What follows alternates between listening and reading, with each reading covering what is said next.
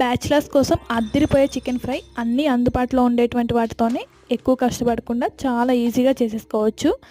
రసంలోకి ఈ chicken fry అద్దిరిపోతుంది. ముందుగా stove మీద కడాయి పెట్టుకొని 3 స్పూన్స్ ఆయిల్ని వేసుకొని సన్నగా కట్ చేసుకున్న 2 మీడియం సైజ్ ఆనియన్స్ని వేసుకొని బాగా ఫ్రై చేసుకొని ఒక ప్లేట్లో పెట్టుకోవాలి.